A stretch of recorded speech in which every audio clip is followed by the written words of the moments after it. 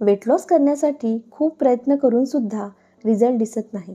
आजकाल अनेक जण वेट लॉस करण्यासाठी खूप प्रयत्न करतात. डाएट करतात, एक्सरसाइज करतात, तर काही जण उपाशी सुद्धा राहतात. पण तरीही वजन कमी होत नाही. कधीकधी सुरुवातीला 2-3 किलो वेट कमी होतं, पण नंतर अचानक वेट तिथेच थांबतं. मग प्रश्न पडतो, मी इतकं सगळं करत आहे, तरी वजन कमी का होत नाही?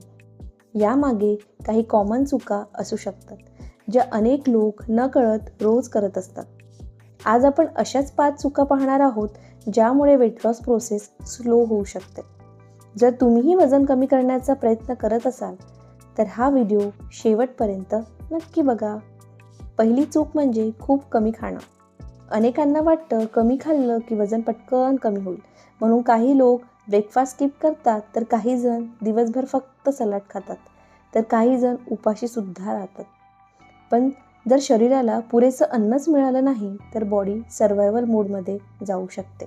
त्यामुळे शरीर कॅलरीज जपून वापरायला लागतात आणि मेटाबॉलिझम स्लो होऊ शकते. यामुळे वेट लॉस उलट आणखी स्लो होऊ शकतो. खूप कमी खाल्ल्यावर विकनेस येऊ शकतं, चक्कर येऊ शकतं, सतत भूक लागू शकते, मूड खराब होऊ शकतो आणि मग अचानक जास्ती खाल्लं जातं. म्हणून वेट लॉससाठी उपाशी राहणं हा योग्य मार्ग नाही. त्याऐवजी तुम्ही बॅलन्स डाएट घ्या, प्रोटीन घ्या, फ्रूट्स आणि व्हेजिटेबल्स खा, वेळेवर जेवा. शरीराला योग्य न्यूट्रिशन मिळणं खूप जास्ती महत्त्वाचं असतं. दुसरी चूक म्हणजे झोप पूर्ण न होणं किंवा झोप पूर्ण न घेणे. अनेक लोक रात्री उशिरापर्यंत मोबाईल वापरतात किंवा नीट झोप घेत नाही. पण कमी झोपेचा परिणाम वेटवरही होऊ शकतो. जेव्हा झोप पूर्ण होत नाही, तेव्हा बॉडीमधील काही हॉर्मोन्स डिस्टर्ब होऊ शकतात.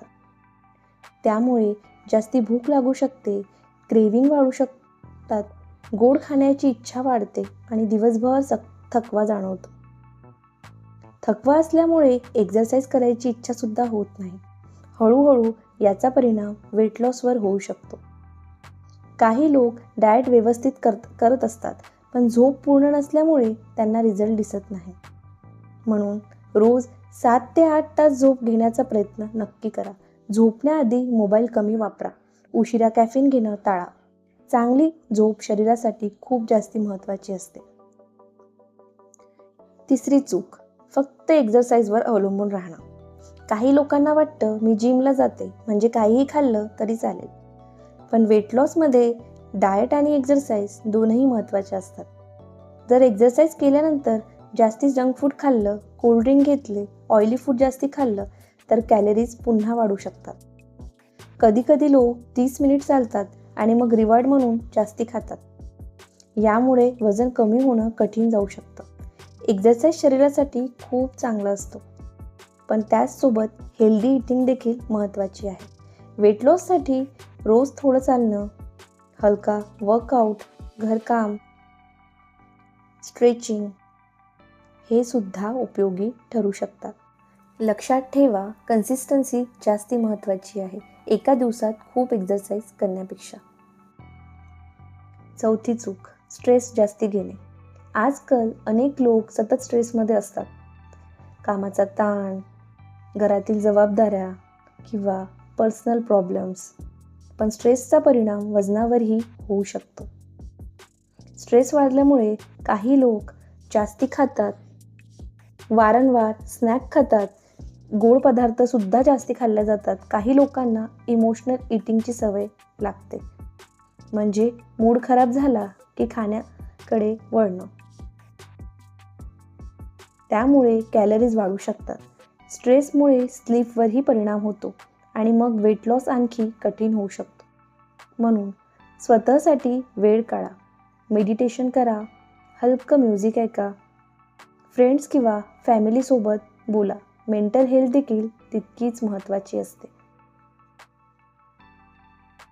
पाचवी चूक, पटकन रिझल्ट अपेक्षित ठेवणं.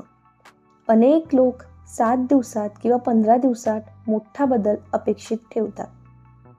पण वेट लॉस ही स्लो प्रोसेस असू शकते. कधीकधी शरीराला वेळ लागतो. जर लगेच रिझल्ट दिसला नाही, तर काही लोक मोटिवेशन गमावतात आणि मग डाएट सोडून देतात, एक्सरसाइज बंद करतात, पुन्हा जुन्या सवयी सुरू होतात. पण छोट्या छोट्या बदलांनाही मोठा फरक पडू शकतो. उदाहरणतः रोज थोडं चालणं, शुगर कमी करणं, जास्ती पाणी पिणं, होम फूड खाणं, हे छोटे चेंजेस लॉंग टर्ममध्ये मदत करू शकतात. वेट लॉसमध्ये पेशन्स खूप जास्ती महत्त्वाचं असतं. तर या होत्या 5 चुका ज्या आपल्याकडनं वजन कमी करण्याच्या नादात न कळत होतात. तर आता आपण काही एक्स्ट्रा टिप्स पाहून घेऊया. तर पाणी पुरेसं प्या, प्रोसेस्ड फूड कमी खा, रोज थोडं ॲक्टिव्ह राहा, रात्री खूप उशिरा जेवण टाळा, स्वतःची तुलना इतरांशी करू नका. प्रत्येकाचं शरीर हे वेगळं असतं, म्हणून रिझल्ट येण्याचा स्पीडसुद्धा वेगळा असू शकतो. महत्त्वाची गोष्ट म्हणजे कधीकधी वेट वाढण्यामागे हॉर्मोन्स, थायरॉईड, PCOS, मेडिसिन्स किंवा इतर हेल्थ इश्यू हेही कारणे देखील असू शकतात. म्हणून खूप प्रयत्न करून सुद्धा फरक दिसत नसेल तर योग्य डॉक्टर किंवा एक्सपर्टचा सल्ला घेणं खूप जास्त महत्त्वाचं आहे. जर हा व्हिडिओ तुम्हाला उपयुक्त वाटला असेल तर व्हिडिओला लाईक करा आणि अशाच युजफुल माहितीसाठी चॅनलला सबस्क्राईब करायला विसरू नका. चला तर मग परत भेटूया अशाच एका नवीन व्हिडिओसोबत. धन्यवाद.